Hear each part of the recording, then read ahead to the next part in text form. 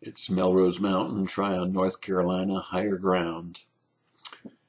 And so I know it's late getting this devotion out again because we're still working hard to get this house settled down, ready for Mother's Day and the girls' visit. But I want to talk to you today about Jonah. 3 pages, 4 chapters, 1,500 words. That's all there is. And a lot of people would try to tell you it's a fairy tale, fictional story. A couple of funny mottos have come out of it. You can't keep a good man down. Speaking of Jonah being vomited up on the shore. Or how did Jonah feel when he was swallowed by the whale? Well, he felt down in the mouth. But actually, the story never says that it was a whale. The story says that it was a large fish. Because scientists will tell you that a whale couldn't swallow Jonah because it has a certain kind of gill pattern in its mouth that wouldn't allow a man to pass through. All of that denies the fact that there are lots of prehistoric dinosaurs and other things that they all believe in, but they can't believe in a fish that could swallow Jonah, whether it was a whale that was specially equipped or whether it was a special sea-going fish that God created just for the purpose, or that God did it supernaturally. It doesn't really matter. You see, Jonah was a real person. It tells us in 2 Kings who his father was. It tells where he was from.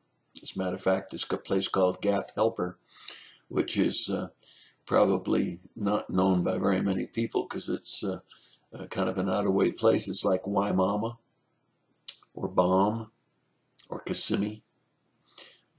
Strange name, small places, but real places, real person.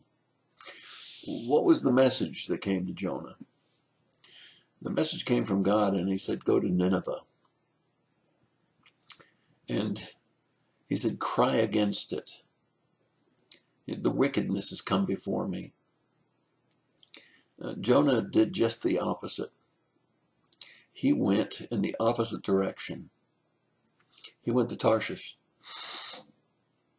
He was being asked to go 500 miles to do a job he didn't want to do.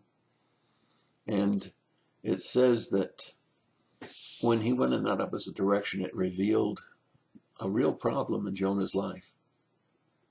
He had a people problem. He didn't like the people in Nineveh. He had a compassion problem. God had said that he was going to destroy Nineveh unless they repented, and he didn't seem to care. He had a prejudice problem. People in Nineveh had been very cruel and very vicious to his own people in years past. So he was prejudiced. He had an obedience problem because God had told him to go. And he had a pride problem. You see, he thought that he knew better than God about what he should do. And he had a communications problem. When God gave him the assignment, he never once talked to God about it, saying, I don't want to go. Why do you want me to go? I don't understand the assignment. He had a communication problem. And I've got to ask you today, have you heard from God lately? You see, Jonah 1:1 starts out with, the word of the Lord came to Jonah. Now that ought to be exciting. When you can clearly say to somebody, the word of the Lord came to me, that is a fantastic thing. And yet Jonah didn't see it as fantastic. And just as Jonah didn't see it as fantastic, when the word of the Lord comes to us, we have one of 2 choices: obey or disobey. Jonah chose to disobey. I wonder if you've heard from the Lord recently. You see, you only have 2 choices when the Lord tells you to do something: obey or disobey. You say, well, I can wait. No, when you wait, you're disobeying. Jonah didn't wait. He just went in the opposite direction. He hurried to disobedience. Jonah's an interesting story. It's about a real person from a real place with a real father who got a word from the Lord but chose to disobey. Got to ask yourself that question. Last time you heard a devotion, last time you went to a Bible study, last time you heard a preacher preach a sermon, and God spoke to you. Oh, I don't mean audibly, I mean in a still small voice. And you understood what he was saying. You had two choices, obey or disobey. What did you do? Remember, the story of Jonah doesn't turn out very well. Jonah really never got any joy because he was so busy disobeying God.